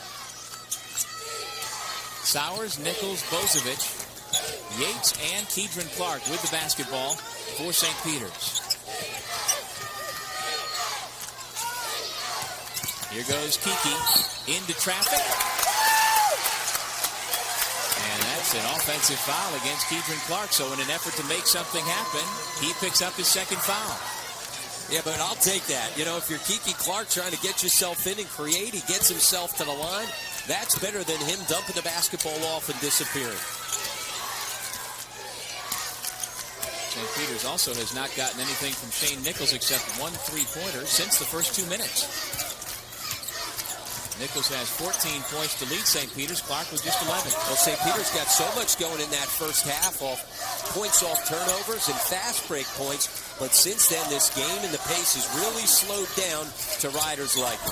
And again, the shot clock winding down with the Bronx holding possession. Jerry Johnson's pass, though, goes out of bounds. Good defensive stand for St. Peter's. Good idea. Clearly, Johnson was open on the kick out. Just a poor feed from the other Johnson, as Jerry could not execute the good thought. Now Hinnant will come back in, replacing Bozovic. Perhaps kind of an offense-defense type of switch. Here with 8:06 to go in the second half. Hinnant takes the point, and that'll allow Clark to roam free and maybe use some screens to get himself open. Here comes Kiki, number 3.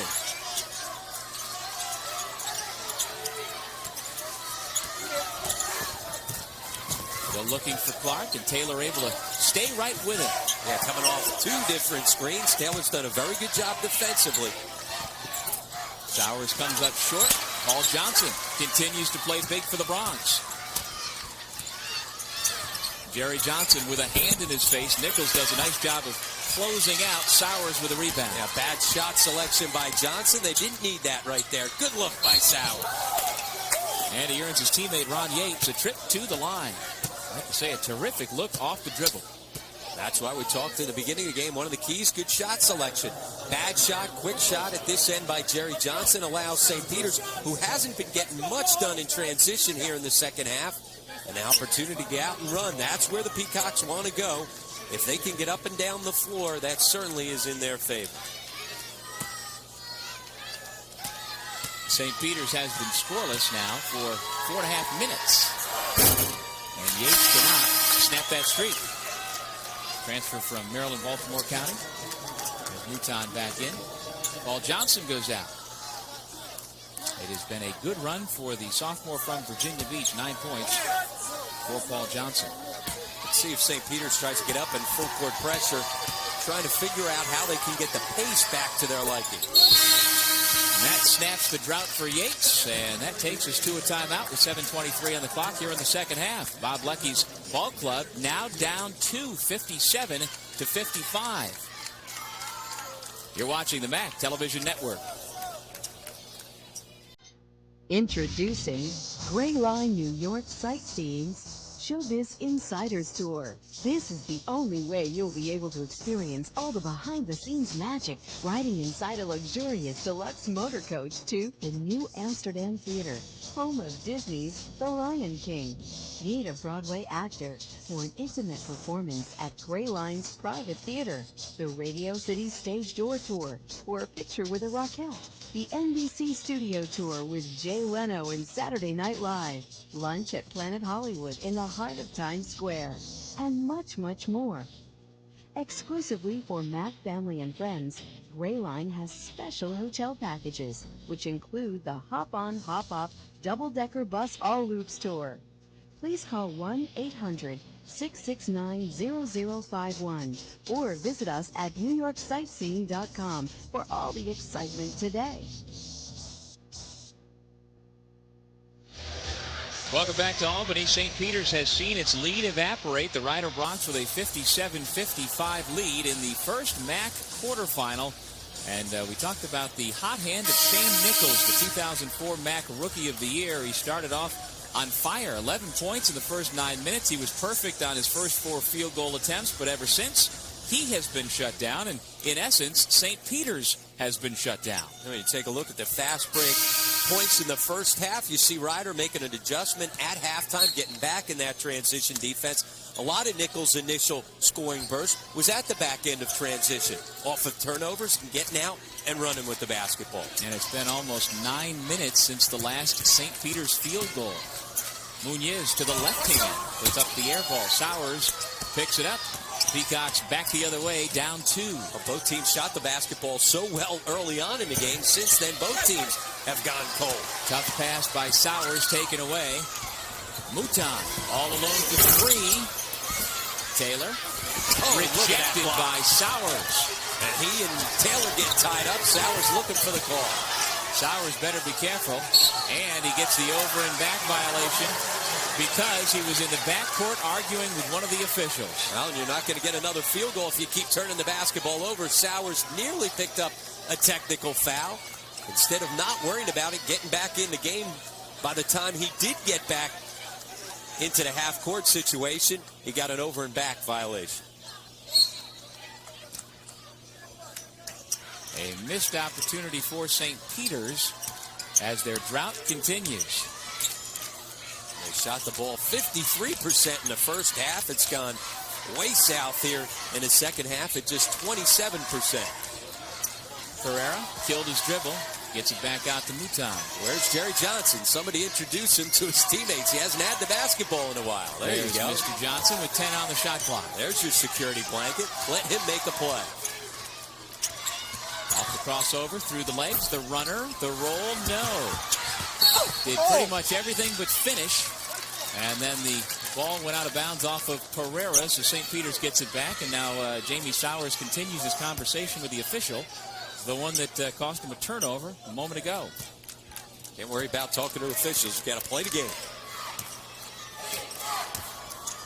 So neither team shooting the basketball well here in the second half. It's become a defensive grind. There's the man who, if St. Peter's is going to advance to the semifinals, is going to have to heat up. Kiki Clark now with 14 points. And that's his first three-point field goal of the game. He's a 38% three-point shooter and had not been able to connect until 6 minutes remain in regulation. And he averages nearly 4 a game, second in the country. Taylor being hawked by Hinnant. And there is the offensive foul. And right now, Ryder out of sync offensively because Shane Nichols has done a great job of keeping the basketball out of Jerry Johnson's hands. So Nichols, who scored it early, now giving him a big defensive contribution. And that foul on Taylor, there's the elbow pushing off his 4th. And so Robert Taylor has been able to play with the 2 early fouls. Now he's got 4, and he'll stay in the ball game with just over 5 minutes to go. Now with the 4 fouls on Taylor, Mouton has the defensive assignment against Clark. Sowers picks it up and drops it off. Yates for 2. Munoz trying to step in and take the charge, but Yates goes strong to the goal to get the score. 9 for Yates, and St. Peter's back on top by 3 with under 5 minutes to go.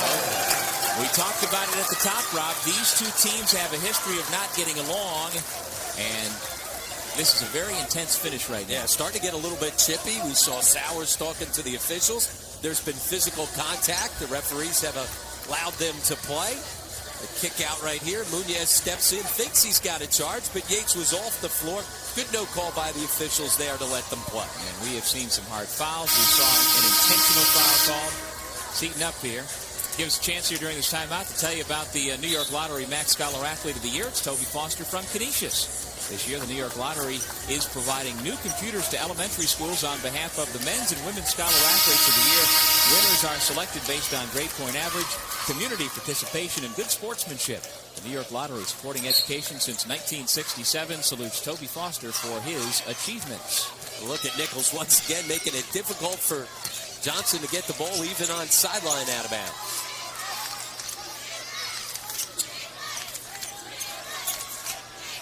This is the time of the game last night when Jerry Johnson took over, as he was able to hit a couple key threes en route to a 31-point performance.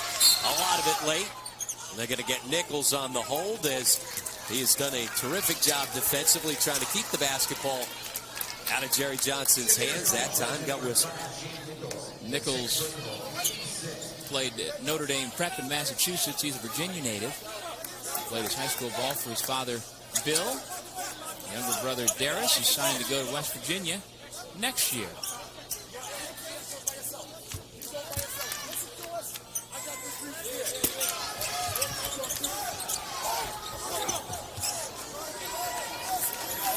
Mouton, Munoz, Johnson & Johnson, and Pereira on the floor for the Bronx.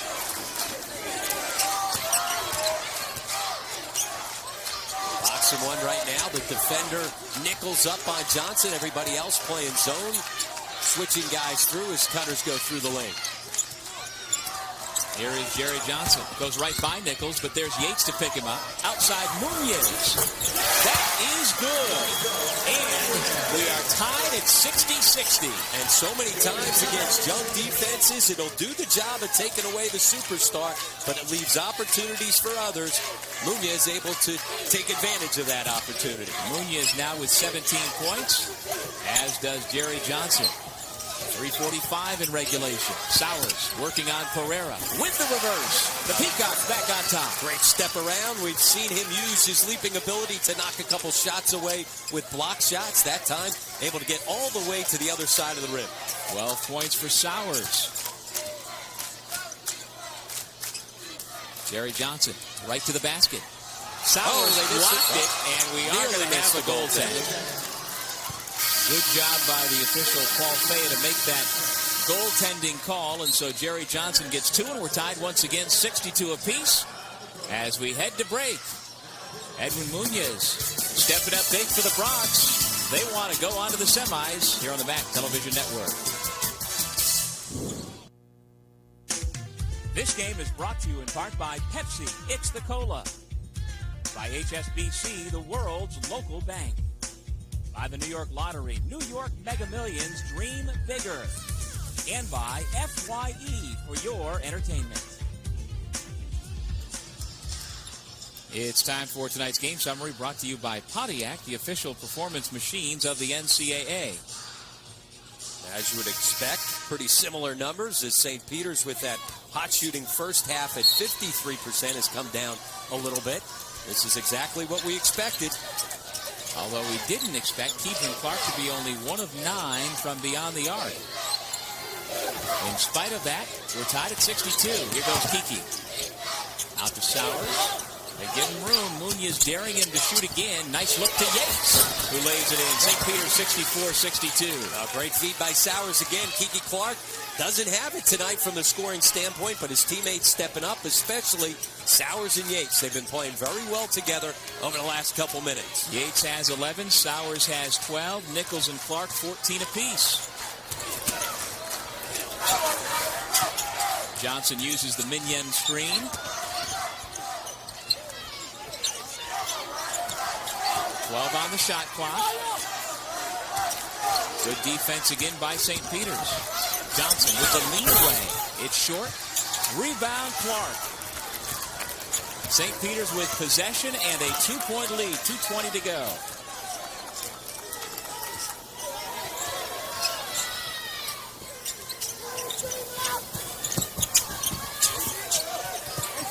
Sowers and Yates on the strong side. It's Sowers giving it to Yates again, but this time off his shoulder and out of bounds, and we got an offensive foul on the pass.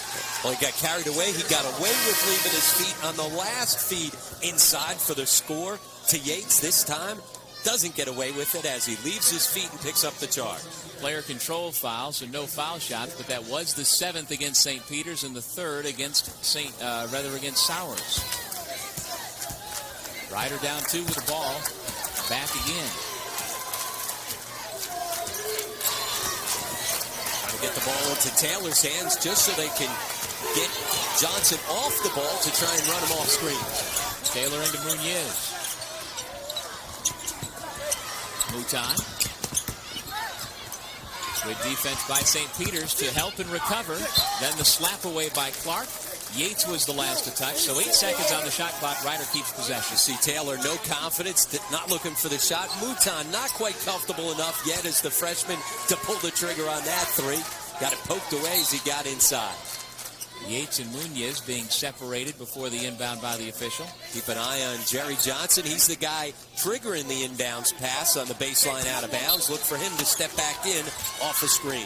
Nichols is the man guarding the inbound, and let's see if they can get it to Johnson. Well, they switch it off as Watkins with solid D. To the reverse, no. Mignon with the putback. They'll shoot 2. Great job by Jerry Johnson to know with 3 seconds on the shot clock he had enough time to go to the reverse and get off a decent shot. That's absolutely right. Most guys just throw it up to try and beat the clock.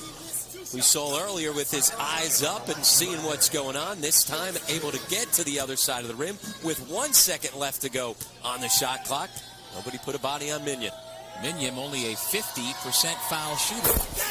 Ryder struggled, as we said, from the foul line and giving away that last matchup with St. Peter's, but they have been doing the job from the line so far here tonight. Now 13 out of 14, including that first one by Mignon. Looked like a 50% foul shooter on that, but shooters roll on that one. Didn't look like it on that either. So the junior from Cameroon hits a couple of pressure free throws, and we're tied again for the 8th time. Remember last year in the MAAC tournament, this matchup went into overtime, a game that St. Peter's was able to win 77-73. Who knows?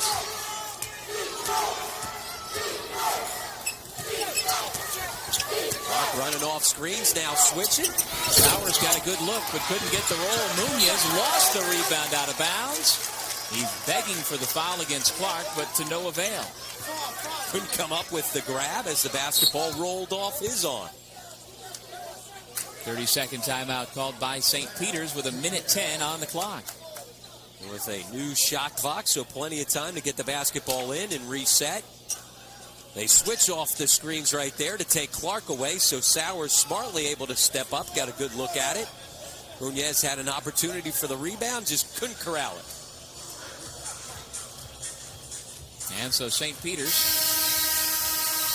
talks it over. This is the first of our 3 games here tonight at the Pepsi Arena. Timeouts, 2 left for the Bronx, 1 left for the Peacocks. You see possession arrow to Ryder, and both teams still with their next foul will be a 1-and-1 situation, so we're not up into that 2-shot bonus yet. Stay tuned. We've got Iona and Niagara next, followed by Siena and Fairfield. That's brought to you by JetBlue Airways. It's not the only way to fly, but it should be. 1:10 to go. The winner of this one will get the winner of the Niagara-Iona game tomorrow night in the semifinals. Here is Sowers. Had a strong second half, and he'll go to the line. Johnson called for the reach-in. Johnson thought he had an opportunity to reach in and get it once Sowers put it to the line. Instead, he picks up the foul. Again, it's a 1-and-1. Remember, we showed you the graphic. Neither team over the 2-shot bonus, so this will be a 1-and-1 situation for Sowers. Watkins replaces Hinnant. Mignon will come in for Ryder and take the place of Pereira. And so Sowers, you see his numbers from the line. 1 for 2 tonight, 70% on the year. Sat out the fall semester due to the transfer from Wichita State. But again, had a big second semester. Had a good run in the MAAC regular season and made the 3rd-team All-Star squad. But he missed a big free throw there. We're still tied 64 apiece. You see Jerry Johnson running off the basketball. Watkins with his size, a good defender. Obviously, they want to try to get Jerry Johnson a touch on this possession. 50 seconds to go. 20 on the shot clock as Taylor penetrates. Can't get the roll and Sowers above the rim for the rebound. Talk about taking it off and clearing the glass. He was a foot over the rim for that takeaway. And so now it's the Peacocks' turn to try and retake the lead. Deidre Clark, who's been held to just 14 with the dribble. And they'll flatten out, go 1-4, let your superstar make a play. And Taylor's guarding him with 4 fouls. Deidre Clark still with the dribble. Shot clock, you see, down to 10. And he's got to go. Here goes Kiki, trying to create some space. Blocked by the help man, Minion. It goes out of bounds, and it goes to Ryder. Don Harnum will take a timeout as Clark was able to get himself deep in the lane. Clark has struggled offensively the first 2 meetings against Ryder. He was able to tag the Bronx with 28 in each of those games, basically his season average. Held to just 14 here this evening. The defensive recovery by Minion to take away what would have been potentially a go-ahead score. And you know, Rob, I thought that he should have taken it on the first penetration. When he beat the double team initially, he brought it back out. I agree. Took it back out, worrying about taking time off the clock. He had gotten himself deep into the lane, but he's not playing with the same type of confidence and swagger that we're used to seeing from Kiki Clark. Kiki is only 5 of 17, including 1 of 9 from beyond the arc. It's been a struggle for the sophomore out of Rice High School. Watkins once again will get up and try to keep the ball out of Jerry Johnson's hands. Obviously, that's the guy who Don Harnum wants to get the ball in his hands to let him make a play, but Watkins has been hanging all over Jerry Johnson here last couple possessions. Munoz, Jerry Johnson, Mouton, Taylor, and Minium on the floor with a chance to win. They're going to call a timeout now that they've gotten it here to midcourt, and they have 9 seconds with which to work. But now that's their last time out, so the thing you've got to be absolutely certain of is getting the basketball in. We have seen that earlier this week, Washington State and Stanford. We talked about it yesterday. You've got to be aware of that situation. Got to get the inbound. Now, here's how the first half ended. Ryder with the ball. Mouton put the shot up. It released just after the horn sounded. And instead of being down just 1 at the half, Ryder was down 3, and that's a big 3 points right now. The officials did make the correct call there, though. Absolutely made the correct call in real game time and had the benefit of going to our TV cameras to make sure that it did indeed come after the buzzer in their big win against Manhattan down at Sovereign Bank Arena. Some question as to whether or not Castleberry's putback did indeed get off in time, but they didn't have the benefit of the TV replay. And certainly the TV replay has come into effect and has been a factor in deciding games. And obviously it's a good rule, and when it's used right, you make sure that you get the call right, as did Bob Adams and this crew at halftime. And who knows, in 9 seconds we may be looking again at a replay. Jerry Johnson is the man who all eyes are on at this point. They were talking to us right there after halftime and said, hopefully we don't have to get another look at it. You know what? They just might. Munoz to inbound from midcourt. Once again, Watkins is the guy hanging all over, but this time he gets off the screen. Here's Johnson. 9 seconds, now down to 4 seconds. Johnson picked up his dribble. Minion for the semifinals. No. We're going to overtime. Tied at 64. That doesn't surprise you, does it? Not at all. We said it was going to be close. This will be the 3rd overtime game between these two teams in their last 4 meetings. You see Jamie Sowers take off the headband and rub his head. How about the defense by Watkins, able to hold his ground against Jerry Johnson. Terrific defense. And how about the help side as Kiki Clark comes over to give the double team? And this shot by Minion certainly had a chance, hanging in there. Can't get it to go. Good job there by Minion to flash out and give himself space for a good look. And Johnson had Watkins in the air, and instead of jumping in trying to get the foul call, able to find Minion, who nearly got it to go. Well, I don't think anybody's terribly disappointed right now. They have smiles on both sides. This has been a highly competitive game from the get-go. Ryder trailed for much of the ball game and had a chance to win it in regulation, but couldn't do it. Will they win it in overtime? When we come back, the extra session. You're watching the MAAC Television Network. What's that?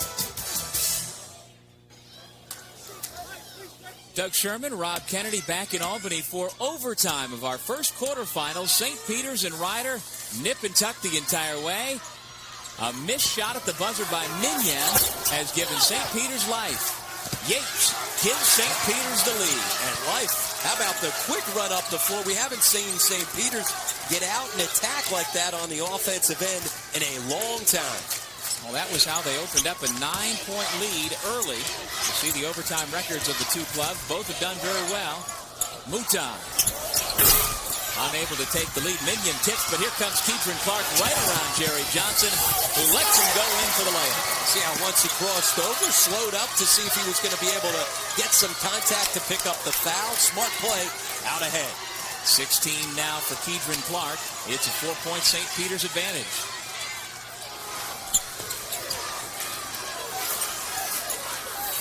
One of the reasons why Ryder has not been able to score field goals is because Watkins is not allowing Jerry Johnson to get the basketball in any type of comfort zone. Even with that, Johnson leads all scorers right now with 19 points. Munoz misses. Mouton with the shot clock down to 3. Tries to shovel pass. And we've got a jump ball. The possession arrow stays at this end. Peel off bodies in that scrum as Kiki Clark slow to get up. The smallest guy at the bottom of the pile.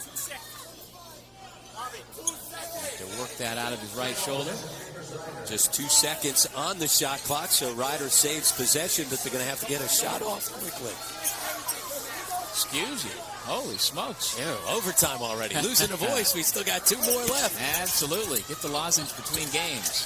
Shot clock at 1, and Munoz shot the air ball, so the shot clock violation. And St. Peter's has gotten the better of the overtime so far as Don Hardam's club continues to struggle to score baskets. Well, they've been taken out of their offensive sets, and so many of their offensive sets revolve around the ball in Jerry Johnson's hands.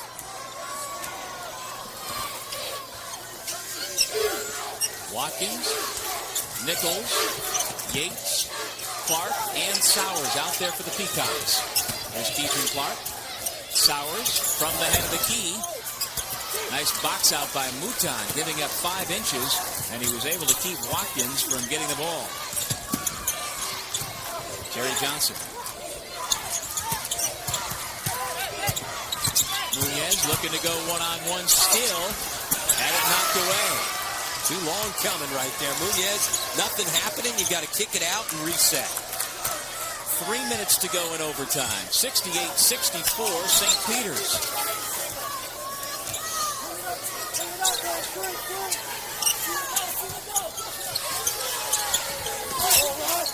15 on the shot clock. Keidron Clark hits the big 3. And Kiki Clark throws his hands in the air. It's been a while since the little guy has been on an offensive roll.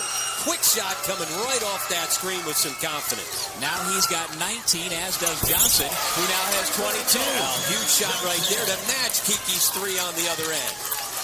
We've been expecting these two to go head-to-head. We expected it more at the end of regulation, but now they're both heating up here in overtime.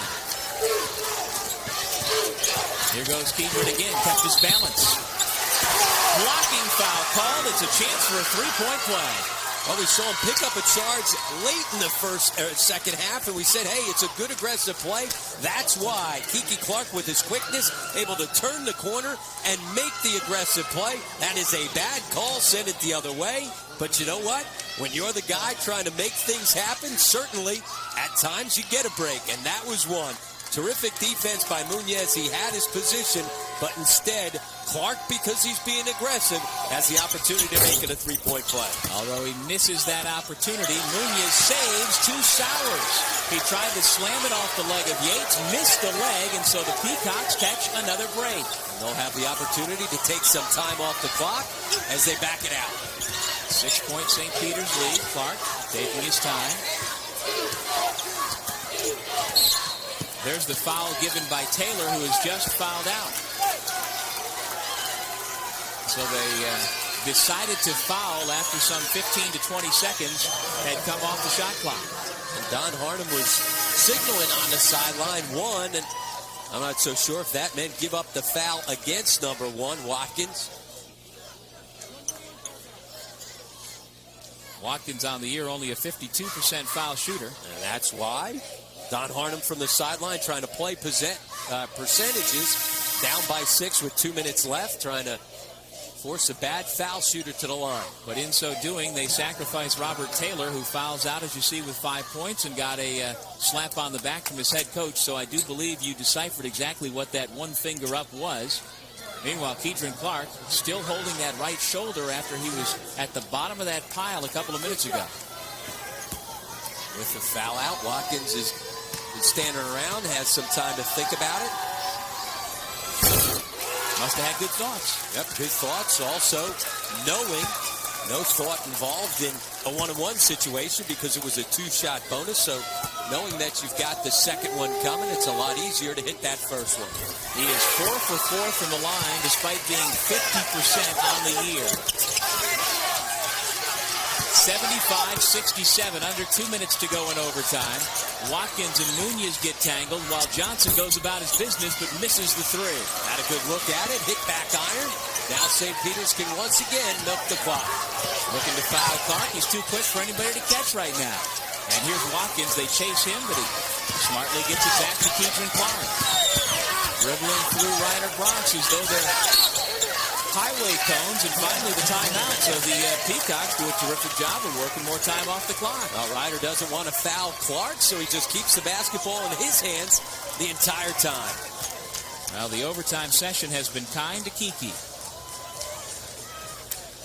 From the floor, 3 out of 4 in the extra session. And again, this in spite of the fact that he's been laboring a little bit with that right shoulder. He went down on the floor underneath Ryder's basket in a heap, but he has stepped up, and as he's done so many times when his team needs him to step up and score, he's usually there to deliver. Took him a long time. It never happened in regulation, but he has been the difference here in overtime. Well, the Iona-Niagara game was scheduled to tip in about 4 minutes. I don't think that's going to happen. They're not going to make it. Need a little more warm-up than that. Coaches Rulin and Mihalik continue to keep their teams on ice back in the locker rooms here at the Pepsi Arena. Game number 2 of our nightly triple header here on the MAAC Television Network will come up following this one. And then the finale of the triple header will have Siena, which is playing in its home arena, take on the Marist Red Foxes. And so the stands will continue to fill up as the evening goes on. Keidron Clark has taken over, as we said, in overtime. Well, he was able to get out and run and finish in transition and found his confidence in his three-point shot, coming right off that screen hard. Turned the corner, making an aggressive play, taking it right to the rim. It took him a while to get going, but you knew that the nation's leading scorer would step up and deliver. And that's what he's done, and because he stepped up with that big overtime performance, he's our Pepsi player of the game. Indeed he is, Keidron Clark, although he is 6 under his scoring average of 27 per game, at least 6 under right now. Still plenty of time to go in the game. There he is, number 3, our Pepsi player of the game. Pepsi, it's the cola. And I'm sure Kiki could use a Pepsi after this one. So he and Jerry Johnson, as they are every game, the focus of the opposition's defense. And there's the pushing foul on Jerry Johnson, so Kiki will go to the line to shoot 2. Foul on Johnson, his 3rd. And Keidron Clark, a little delayed in getting to the line. He didn't quite see it there. He was off camera, but waving that arm, and that right shoulder continues to give him trouble. Be interesting to see how he's able to bounce back in tomorrow's semifinal game against Manhattan, whether or not that arm will stiffen up.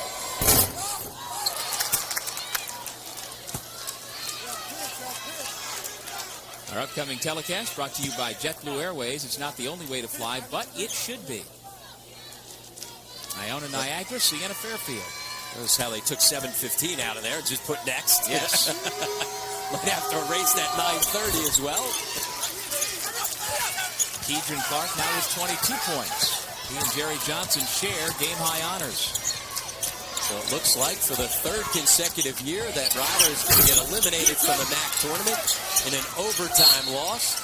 And a shot at the buzzer that nearly went for Minion at the end of regulation. And then St. Peter's, certainly the team that had more life once they got a second life in overtime. Now, Minion had a good look off the feed from Johnson, and as time expired in regulation, you thought as the ball hung on the rim, the Bronx might be the team moving on, but doesn't look that way at this point with 1:12 to go in OT. Well, that ball never was able to get back over the rim, and the Bronx have never been able to, in MAAC tournament play, get over the hump that is the quarterfinals. Once again, denied from advancing on into the semis. And there again, Kiki holding that shoulder. But he's still out there. You know, he's and not over on the down. exactly. Slowed him down in the leash. Seems like maybe it's helped his shot there a little bit as he's gotten it going here in overtime and went to the floor early in overtime. Well, once this game is over, assuming St. Peter's holds on, get a chance to ask Kiki about that shoulder as Mouton connects. Quick timeout.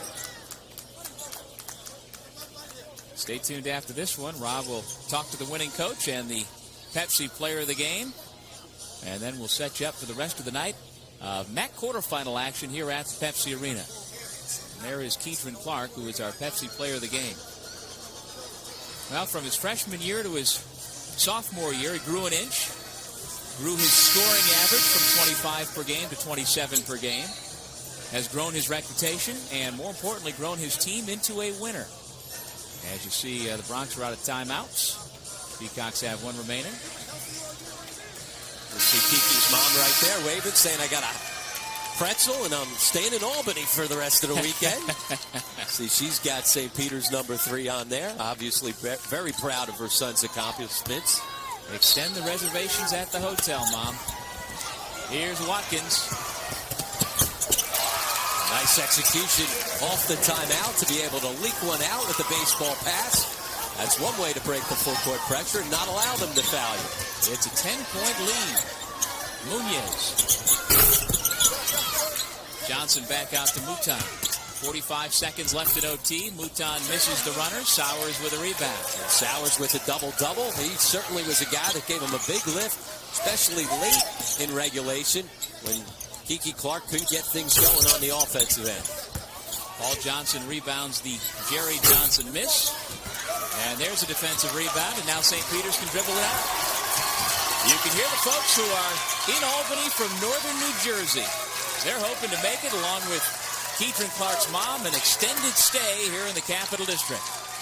Well, certainly Kiki Clark has been the guy who has led the resurgence of this St. Peter's program for Bob Leckie. And he was the guy that stepped it up in overtime when it counted the most.